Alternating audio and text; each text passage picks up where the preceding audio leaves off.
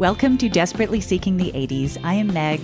I am Jessica, and Meg and I have been friends since 1982. We got through middle school and high school together here in New York City, where we still live. And where we are now podcasting about New York City in the 80s. I focus on Rip from the Headlines. And I do pop culture. And before we get started, Jessica, Yes. I've got a few little updates.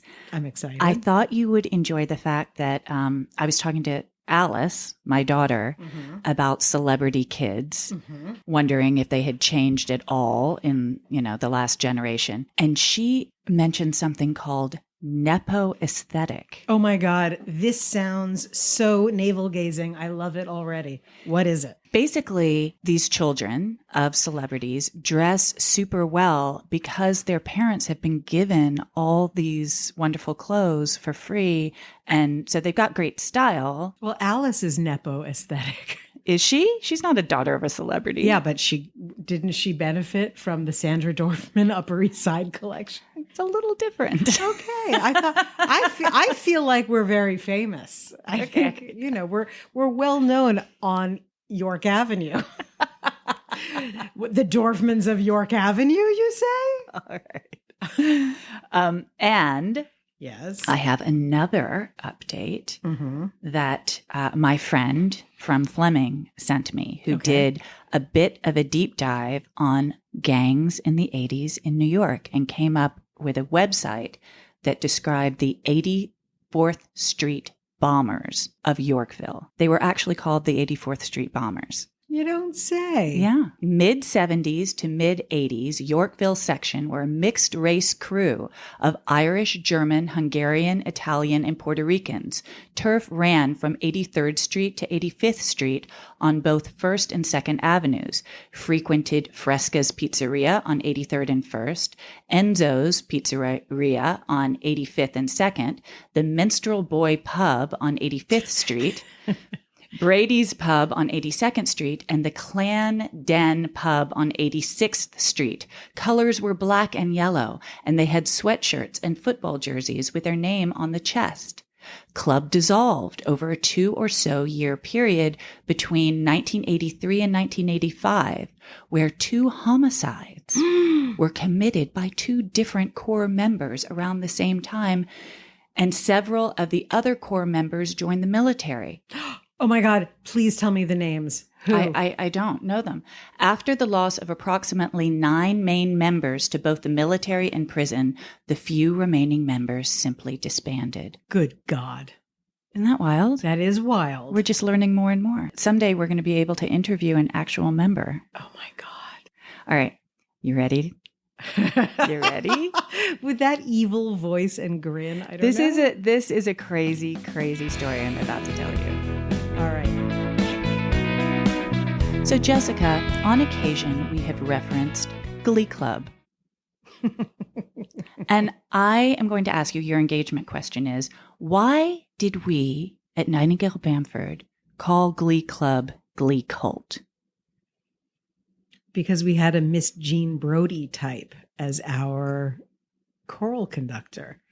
I know you get upset when I name names. Should I refrain? Probably, yeah. Okay. Mrs. R. How's that? Yeah, she was wildly charismatic and also scary.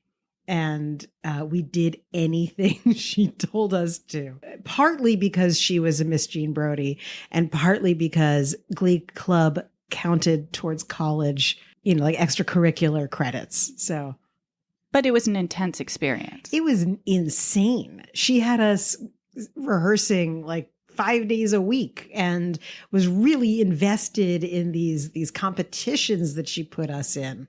I remember she had her mother write an original song. Her mother's like a famous composer, and had her write a song, and like we were all terrified that we were going to fuck it up.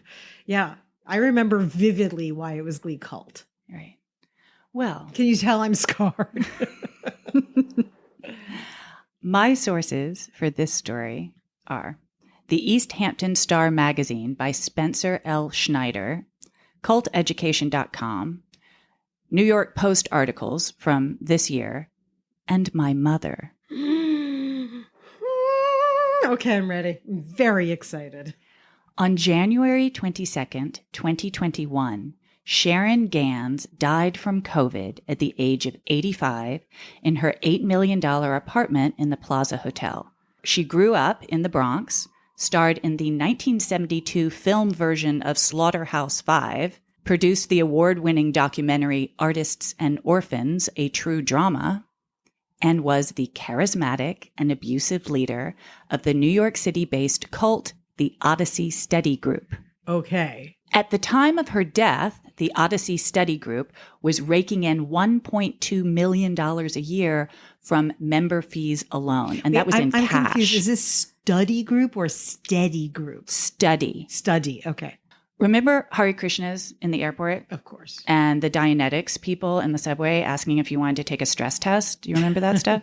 Yes. Okay. Well, OSG recruits their members differently. According to Spencer Schneider, who was in the cult for 23 years, the wealthy professionals who are targeted are carefully chosen and gradually indoctrinated and ultimately sworn to secrecy. In 1989, Spencer was a 29-year-old corporate lawyer working on Park Avenue. His father had recently passed away. He was watching his friends get married and have children, and he was working 60-hour weeks. He was in a quarter-life crisis. He played in a blues band occasionally, in a dive bar in Tribeca, and became friendly with Malcolm, the bartender. Malcolm, an Ivy League graduate, took Spencer for drinks at Pete's Tavern and told him he was a member of a, quote, esoteric school, which met a couple nights a week and had changed his life. Spencer was skeptical, but Malcolm insisted that, while it was unusual, the group was filled with wonderful teachers and people who, like Spencer, were interested in ideas and philosophy and community. The first month was free, and after that it was only $300 a month. Spencer decided to check it out, mostly because he liked Malcolm and was eager for a community. The organization was shrouded in secrecy. Malcolm wouldn't even tell him the address of the meeting. He insisted on escorting him to the studio on Broadway and Franklin above a wholesale fabric store. Can you picture it? Vividly. There were 40 people in the loft that night, all looking very much like himself. And Sharon Gans, then in her 50s, with bright orange-red hair, began to teach a class on the Fourth Way, which is a tradition defined by the philosophy of George Ivanovich Gurdjieff, an Armenian-Russian guru, and written about by Pyotr Demyanovich Uspensky. This is every flag, red and otherwise, right, flying. So Gurdjieff's basic teaching is that people live in a waking sleep, and that transcendence from this sleeping state requires a specific inner work. Which includes paying Sharon $300. Just for starters, yes. Okay. Over the next few months, a guy named David called Spencer every day. At work, at home, wherever he was on vacation. David never told Spencer anything about himself, not even his last name, but Spencer unloaded everything onto David. He told David his fears, his insecurities, his triumphs, the whole deal. And Spencer came to really rely on David emotionally. But Spencer didn't know that David was sharing all these confidences with Sharon. Spencer also didn't know that Sharon had fled San Francisco in 1979 after members of their theater group, the Theater of All Possibilities, accused Sharon and her playwright husband, Alex Horn, of verbal and sexual abuse, beatings, and fraud. According to the Cult Education Institute, quote, the Theater of All Possibilities held classes, recruited heavily, and used the group as a vehicle for producing Alex Horn's plays, which often starred Ms. Gans. Members provided free labor and were convinced to do so was a privilege. The Horn students worked on productions, acted in them, sold tickets on the streets, built sets, prepared and served dinners, and provided whatever they could. According to some members, Alex Horn abused his students both physically and verbally, and Sharon Gans was known to berate members to keep them in line. These people exhaust me. Right. I mean, the interesting thing is, having belonged to a number of theater organizations and going to theater grad school, it's not it's not far off. Look, isn't that the treachery of the arts, that you're forced to become vulnerable, right? For your art. Mm-hmm. And then these people, but they did add this extra layer of paying, and also this idea of inner work. Yes, I think. After fleeing the scandals in San Francisco, Sharon and Alex regrouped in New York in 1980. This time, they had a very different business model, focusing on ensnaring Manhattan professionals and keeping the organization top secret. So no more artists, no more selling tickets to theater. Now we're going to have classes in studios all around the city that isn't, and no publicity. Skull and Bones it. Yeah. They even changed the name frequently to avoid being tracked down. Some of the group's many names, The Work, School, Good Omen, Everyman, Hudson Valley Artists Foundation, New York Playwrights Association, and Gurdjieff Upensky. Remember that one. Okay. Spencer says, quote, "We were invisible. We had to be. We took an oath of absolute secrecy. We never even told our immediate families who we were. We were your accountants, money managers, lawyers, executive recruiters, doctors. We owned your child's private school and sold you your brownstone. But you'd never guess our secret lives, how we lived in a kind of silent terror and fervor. There were hundreds of us." They met twice a week and attended retreats, but never acknowledged fellow members outside of those meetings. The classes and retreats added up to a minimum of $13,000 a year per member. Also, once you achieved a certain rank, what do you think you were expected to do? Recruit. Yes. Which can take up to 20 hours a week. So much for seeing any family and friends.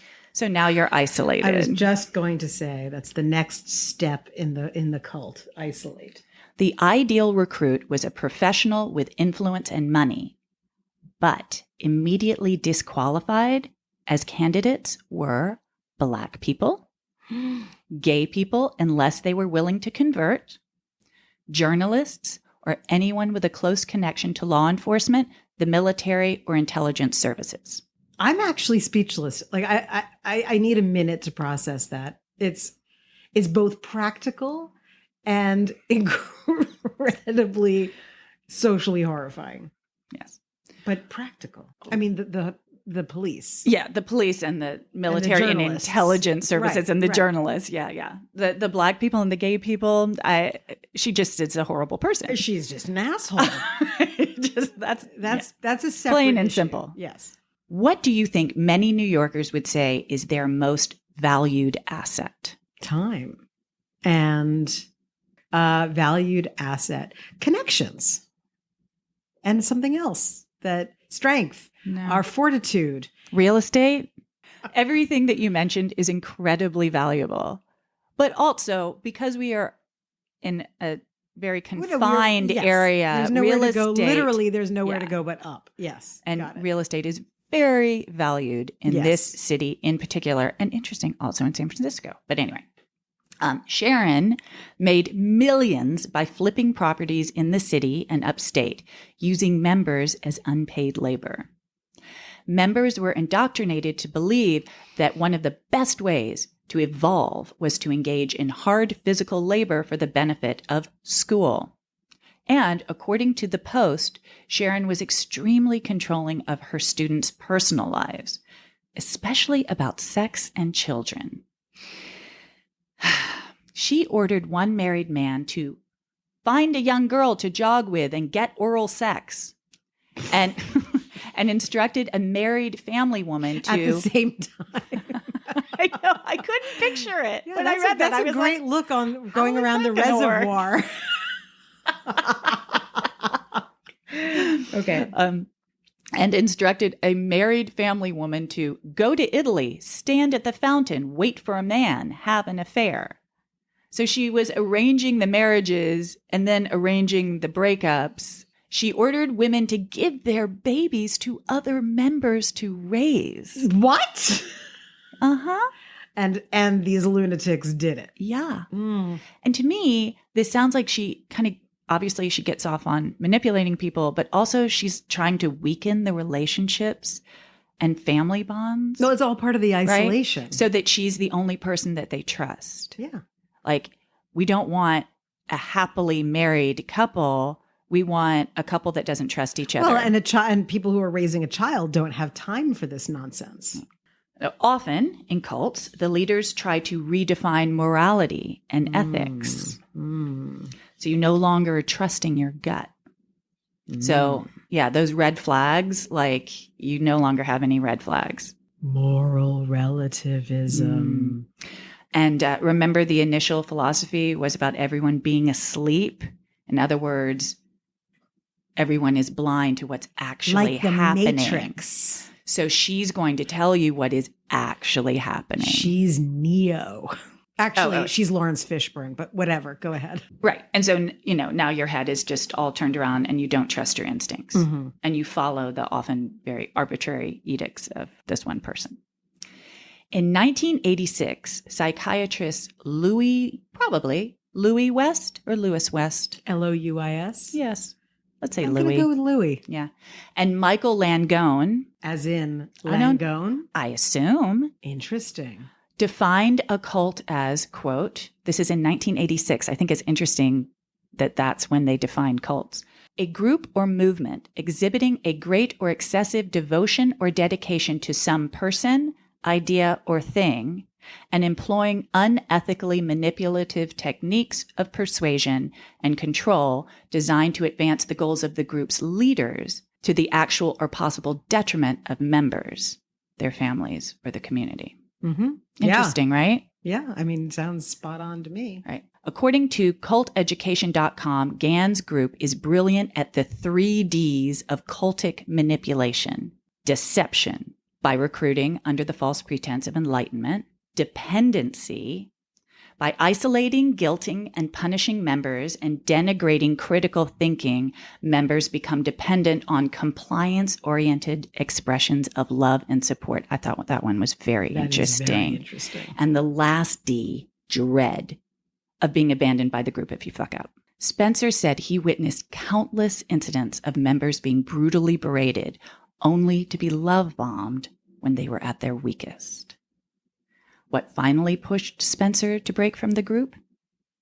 A fairly innocuous incident. Quote, "It was a common event, Sharon treating a woman like dirt. This time it was Connie, one of the kindest people I knew. During class one evening, Sharon lashed out at Connie for no apparent reason, and it continued for hours. Then my classmates piled on, insulting and degrading this fine woman who was reduced to tears and begged in vain for forgiveness. I sat there in the front row with my arms crossed and a frown on my face. Sharon saw me and said that I needed to snap out of my negativity. I never came back to class again. And although Sharon Gans passed away last year, the Odyssey Study Group, undoubtedly under a fresh moniker, is still thriving under new leadership. Now, you may ask why my mother is a source for this story. Was she recruited? Okay, while I was doing the research for this, I kept having this sort of nagging feeling like it sounded kind of familiar.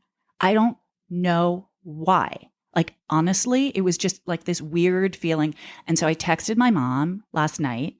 We lived in Greece for a year. In 1980, we lived in Greece and we rented out our townhouse to this couple from Texas. And the couple from Texas asked, before they moved in, they were going to be there for a whole year, they asked if they could bring their manservant and their maid. And we were like, or sorry, not me. I was a child. My parents were like, sure, whatever you want, couple from Texas. And my Aunt Laura would come and drop in, once a month just to see how things were going, but they would never let her into the house. Now, Henriette Klein lived across the street from us, and she could see into the windows. Fabulous. And she saw these naked men dancing. And she sent word, I think there's more than just like this Texas couple and their like manservant.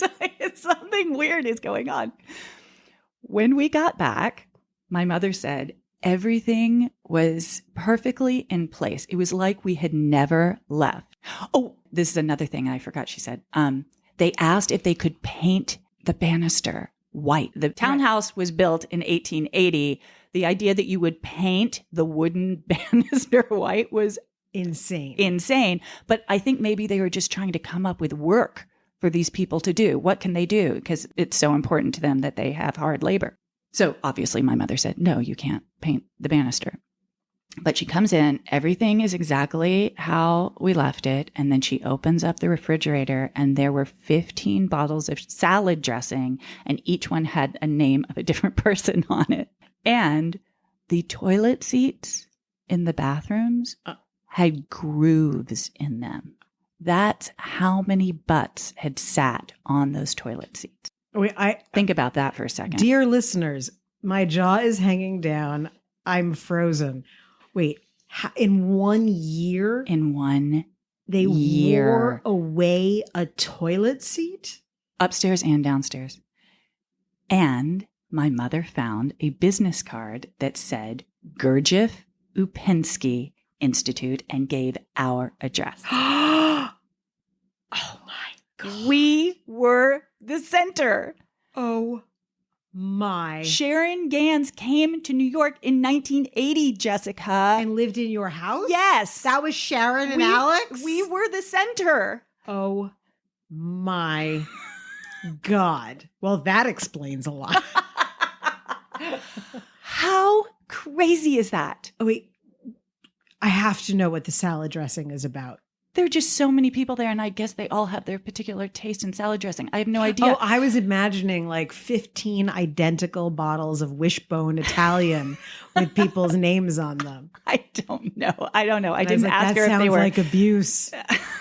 I don't know if they were different kinds of salad dressing or what the deal was, but wow, clearly Meg. It's not just like a couple living in the house. Fucking insane. Right? Wait, so Henrietta, let's go back to Henrietta. Yeah. She's like, who was it on Bewitched? Who was the next door Exactly. neighbor? So always looking in the window. Like parting the curtains slowly and one giant like telescope coming out through the curtains to look. And she saw people dancing around naked. Naked men dancing. Naked men dancing. Look, you know I love you. And you know I hold you in the highest esteem. Yes. But this story really bumps you guys up a notch. On what scale? The I'm interested, intrigued, and that much more roped into your lives scale. I have to talk to your mother about this. It's so crazy. And what it made me think of is like the more that we do these stories, the more we're finding out, we're discovering things about our own childhood. We're uncovering mysteries. Do we want to go further or should we stop? I want to know every dirty detail of every nightmare that happened. I want to know it all. I mean, what on earth? Come on, you were the center. Wow. What would your mom do if we snuck in and just put 15 bottles of salad dressing in the fridge? Like Judy, Leonard, Paolo. I mean, think of the pranks that we could start pulling on your. I'm sorry, Bebby. I know you're listening, but that's pure comedy. And also, like discovering that they recruited professionals. I'm thinking that the real estate agent was a member of this cult. Well, that's the thing about cults, isn't it? And why I think it's one of the reasons that Scientology also gets people so anxious is they're not in a tent in the middle of a cornfield. like diddling each other or whatever they do. They walk amongst us. Yeah. And you just don't know. And so that's what Spencer is definitely telling us. Right. So with the work, or whatever they were calling themselves at any given moment, like if they were so morally blank at that point, like what were they really doing in their interactions with whoever? Sharon definitely seemed to be all about manipulation. Sharon was all about Sharon. And about twisting other people's heads around. Like right, that which is the really power fun of Sharon. to her. That's what I'm saying. Yeah. Like, of course. And making money. Well, everyone needs a hustle. I'm not against her for the hustle. I'm against her for the mind games. Have you ever been like invited to a group? Yes. I shared a lot of office spaces throughout the years, and some of them were great and some were cuckoo bananas. And there was a guy who was a photographer, and he was everything out of central casting of like, photographer who thinks he's super cool in New York. His hair was always slicked back, and he was in Italian loafers and jeans and, like name dropping so hard. He was one of like, the type. Yeah. We had a passing nice relationship because we had to share a space. Okay. But I was not his pal. Okay. And his name was Tony. And one day he was like, let's have lunch. Mm-hmm. And I was like, maybe he wants me as a model. No, he wanted me to join Landmark. Okay. And Landmark is like Scientology? Or The Secret? Yeah. Okay. But and the thing is, yes, I have heard about this. I have LA friends who have run into this. I'm on the fence because there are two people in my life, both men, who really feel that their lives were turned around by Landmark. And I've seen the before and after, and it's true. But they were not lifers. Like they did like a year or two and then out. But with that said, and that's my caveat to these two people I care about very deeply, I was like, Tony, this is at the table, Tony, I'm never joining your cult. Forget it. Yeah. I think I said, like, I'm not a joiner. And that was it. Or so I thought. He tried 2 more times. Wow. And I was like, who? So was he just a bad judge of character? Because you just would never have done that. Or do you think he had pressure from someone else? He had pressure. He had a quota. Or did he see something in you that you don't know about yourself? I'm quite sure that he thought he saw something, but he thought wrong. Yeah. Because I was pretty consistent in, Tony, not for me. Yeah. My resentment of authority figures has kept me kind of clear of that. Well, you do know that that's one of the principal building blocks of our friendship is that we are both highly skeptical of anyone in control. No one's going to be a boss of me. Yeah, you're not the boss of me. No cults. No cults. Last week was no drugs. This week, no cults. Yes. I mean, these are like, by the way, these are classic late 70s, early 80s PSA topics, cults and drugs. Definitely. I mean, do you remember deprogrammers were a huge thing? I mean, talk about an opportunity business. All of these people who are like, I used to be in a cult and I'm going to get your daughter out of this cult and I'm going to put her in a plastic bag. It was basically the Matthew Broderick plastic bag plan, but, call back, but to get people out of cults.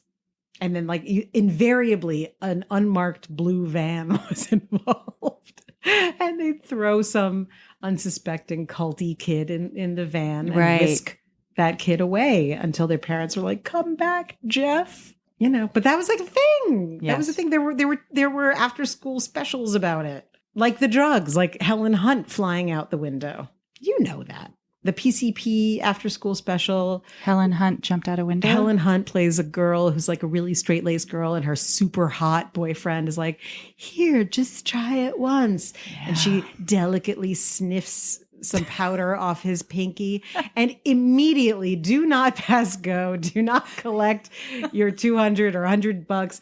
She goes ranting and raving around the classroom and then flies out through the glass. She doesn't open the window. Helen. She goes straight out and lands in the parking lot. And I think that the character she didn't even have the good luck to die. I think she was a vegetable after that. And, and like her younger brother was like, man, I gotta get that boyfriend of her. And it was a classic. You've never seen this? It sounds familiar, but no, I don't have a visual. I have a feeling that this is I just have a feeling that this is the part of the podcast where there's going to be a lot of engagement in social media because there's this great video clip, and I'm sure it's a GIF, whatever, of Helen Hunt, and they're shooting from underneath. And she's suspended midair with all of this broken glass around her. And she's wearing bell bottoms and has these big, chunky heeled platform boots and is like flailing as she goes through the window. I will look it up. Absolutely. I'll send it to you. The moment we're finished with this, we have to look at it. So any closing words about Glee Club in this context? I actually am really proud that I got kicked out of Glee Club. You got kicked out? For insubordination. Did I know that? You came back. I came back because my parents yelled at me. They were like, this is for college. You need an after school activity. This is your only out one. Of the cult? Yeah, that in brief. And if our buddy Sasha is listening, Sasha, this one's for you. This one. This is the one where I was a mean girl. And I so this girl who was a kind of a nerd in Glee Club said something that was a malapropism of some kind, and everybody giggled and got over it.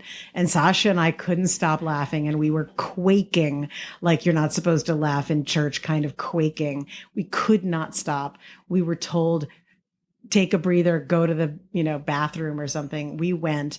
We're in the stalls next to each other, and Mrs. R, and we're like, that bitch, that fucking bitch, she's such an asshole. I hate her, blah, blah, blah. And then Sasha goes in for the kill with, she's so fat. And so she goes on about like the size of this woman, and I'm pounding on the wall between the stalls because I can see that Mrs. R is standing in the doorway, and now I'm laughing, trying to compose myself. We walk out of the stalls, start washing our hands, realize she's there, look at each other, and absolutely lose it laughing. And so then she's like, come here and talk to me. And we're standing there just shaking in front of her. She said, I don't think you really want to be in Glee Club. And I don't think that Glee Club really wants you. And that was the day that we left, and Sasha taught me how to smoke on the stoop. So how did you come back? I had to beg her. My parents made me beg. Did Sasha come back? I think her parents got mad at her for the same reason. I mean, I remember we were all senior year. We were all together. Yeah. We were allowed. I mean, like we had to write an apology letter and like really scrape the bottom of the barrel of our emotional lives. And I know that there's certain people who may be listening to this podcast who went to school with us who think she's top notch. Yes, she's very adored. Well, you're wrong. Oh, Jessica. Wrong again. No, bad lady. Bad. I can't leave this in. What are you talking about? Don't you censor me. Don't you take out my honest opinion. No way. Mm-mm. Okay. Nope. All right. This is not mean girling. This is truth telling. Okay. Power to the people. I'm sorry, that was such a long segment. I loved it. Okay. And I deeply thank you for the opportunity to unload all of that emotion that I had pent up about Glee Club. Okay. So I did set you up for that. Yes, you did. So I will be brief. Okay. Because I don't want to take a second away from your segment today. But, your cousin gave us some suggestions right. about what he'd like to hear us talk about. Taylor. Taylor. And he made a suggestion that really resonated with me, but not for the reason you might expect. So here we go. Okay. In the 80s, there were two guys who really embodied the grossness, the oiliness, the nastiness of Wall Street. And their names were, okay, that's your engagement question. Do you know? Ivan Boesky and Michael Milken? Yes! You win a car! So these two ne'er-do-wells are really the model for a lot of what we think of as 80s corruption. Mm-hmm. Ivan Boesky was convicted of insider trading, and eventually did go to a federal prison that was actually, I was interested to know that the name of it was something federal prison camp. And I was like, not wrong, not far off. I'm sure he didn't he play tennis? Yeah, I was just going to say he was playing tennis while he was in the clink. But part of his plea bargain, which got his sentence down to like 2 years from something really huge, was that he had to rat. He had to rat on other Wall Street guys who were in the crosshairs of the ever-present, the ever-disgusting district attorney named Rudolph Giuliani. Exactly. I'm so good today. You're on. You've been paying attention. So Rudy Giuliani had a real bee in his bonnet about the shenanigans on Wall Street because, you know what? I can't say that I agree with anything that Giuliani has ever done, but he wasn't wrong about this. Yeah. So insider trading, for those who don't know what it is also what Martha Stewart went to prison for. It's when you are involved in a company, you're on the board, like you have inside information that the public does not have. And there's about to be some activity with the company that would let the people who have shares make a lot of money. Insider trading is giving people who are not in the know that information so they can cash in before the general public is aware. And that's a big no-no. That's Boesky. He had a lot of people he could rat on. But the most high profile guy to go down was Michael Milken. And Michael Milken, his thing was he was the king of the junk bonds.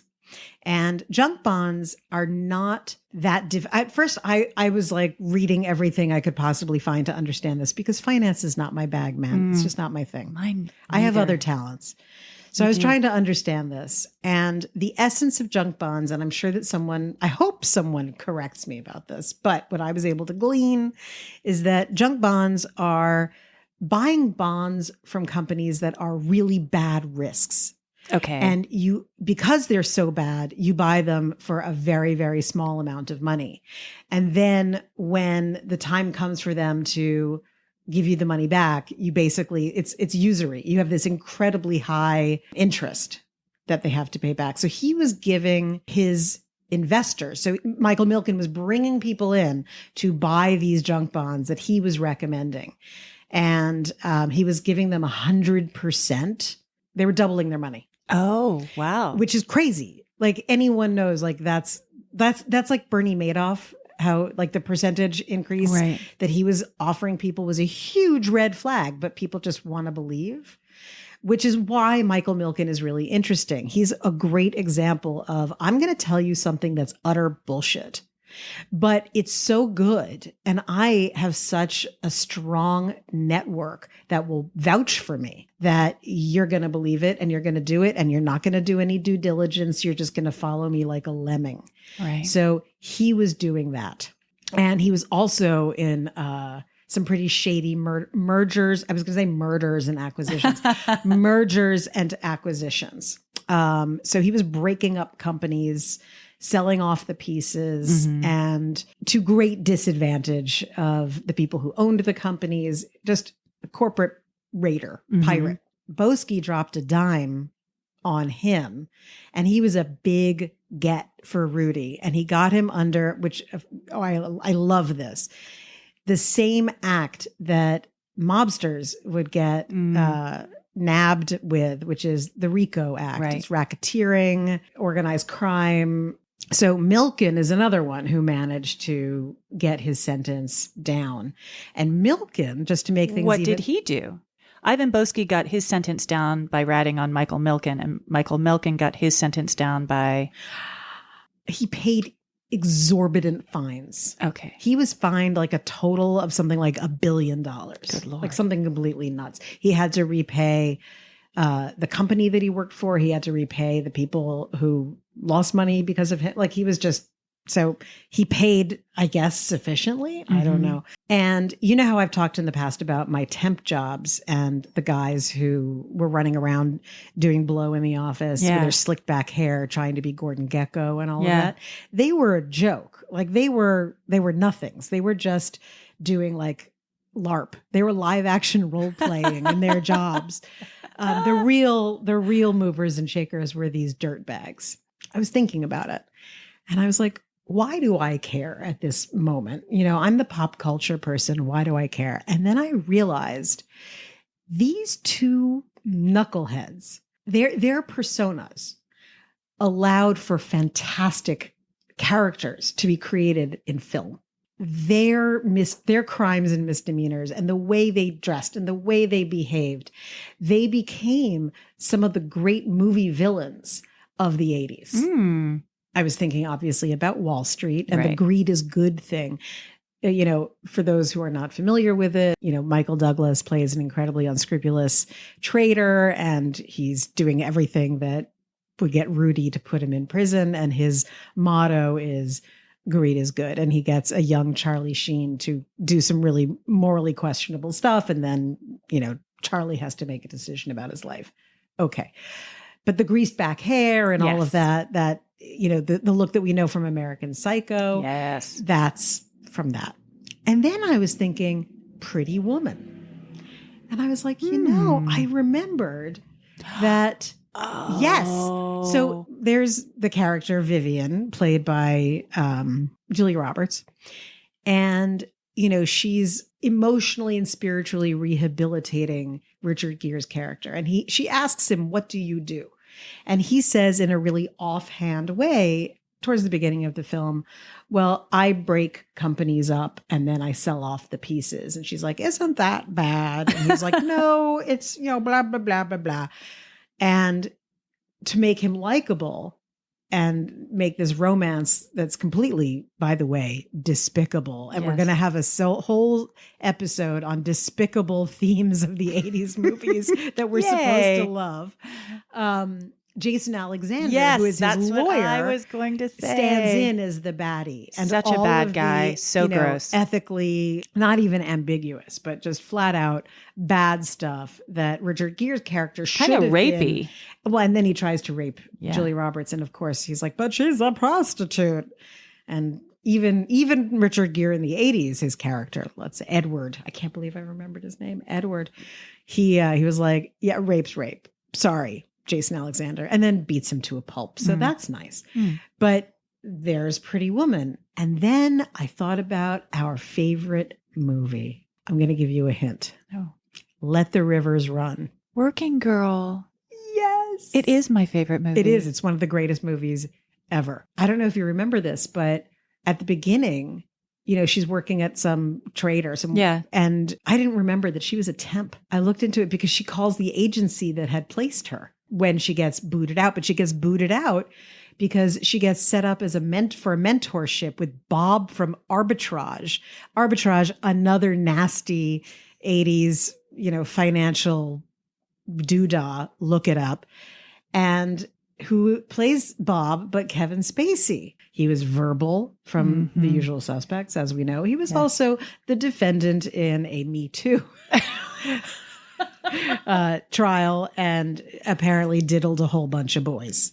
Bad Kevin. Anyway, so she encounters this and she's like, fuck this. And we think she's going to do very well because she gets placed with a woman, Sigourney Weaver. Right. And the moral of this movie, I realized, was kill or be killed. It's not just, oh, you know, she's making it and through grit and whatever. she is lying and stealing her way through the movie. Oh, that is true. She is, isn't she? She is lying and stealing. And she is lying and stealing from some very creepy people, most notably Sigourney Weaver's character. The point is, the only way she can get ahead is if she does this. And it raises an interesting question. I mean, she's pretending to be someone. She steals her appointment book. Right. But she does have authentically good ideas. Right. And Sigourney Weaver tries to steal her ideas. That's at the end. She begins with, there's no other way I'm going to get in unless I take over the persona of this person. Right. Because she didn't go to a fancy school. I love how you are still excusing her. I'm not saying that there isn't a good conclusion to all of this, but she's not spotless. No, okay. And she's got moxie. And what I think is really interesting is that it's sort of a great commentary on being a woman in the work world, because it was either get fucked over or literally fucked in the back of a limousine by Kevin Spacey, or fuck someone else over. And she did. She did what she had to do, to your point. But that whole world, the world of money that she wanted to belong to, was nasty. Yeah. And yes, she does actually have the good idea. But at the end of the movie, do you remember? Because again, like I watched it and I was like, oh, I love this so much. And like, the movie opens and it's so glorious with that Carly Simon song playing, and the city looks gorgeous. Staten Island glittering, ferry. and she's on the ferry with all of the big hair people, but the city looks amazing and you're on the water. And at the very end, when she makes it, she's in her office and the camera pans out and she's just a tiny little worker bee in her little cell in the big hive, working for more money for Owen Trask. And I was like, this is so dark. Oh my God. But that's what that's how success was defined in that period of time. That's what that was a happy ending. It was a very, very happy ending. Although who knows, maybe Mike Nichols was really making a very big point as the director. Maybe he was slipping that in. But yeah, I mean, I cheered it forever. It wasn't until, I was like, I'll do Boesky and Milken, right, that I was like, wait a minute.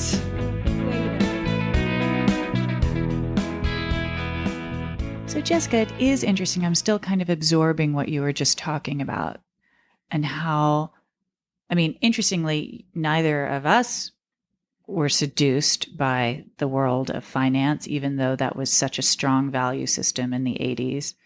I don't think that our DNA allowed for that. I think it's that profound for us. It was just, and you and I also have a really high douchebag meter. Yeah. And our ability to handle those types is really low. Maybe that's also why we didn't join cults. Our unexpected tie-in today could either be cults come in a lot of shapes and sizes, and it could be wanting someone to run your life, or it could be thinking that you're going to run someone else's life, but in fact, your life is being run by the money machine. So you've joined the cult of money. Yes. I can go dark, yo. And people really, really want to belong to something. And, the personas that came out of the 80s Wall Street scene were really seductive. And if you could be in that club, it's like rushing the best fraternity for a certain kind of person. So I think that is a very appropriate tie-in, Jessica. And the other thing is, on that point, I remember vividly when I went to law school and I met a lot of specifically the guys who were entering law school with me in 93. They had no idea what they wanted to do with their lives. And I had this flash. I will never forget it. And I absolutely put it to myself exactly like this. These people are here to buy a personality. And that's what I feel about, the finance people from back then. I'm not going to cast any aspersions about them now. But back then it was like, it was a ready-made kit to have this persona. And that's not unlike being in a cult. It's this homogenized belief system and look and following one goal. You did it. You tied it up. I'm very deep.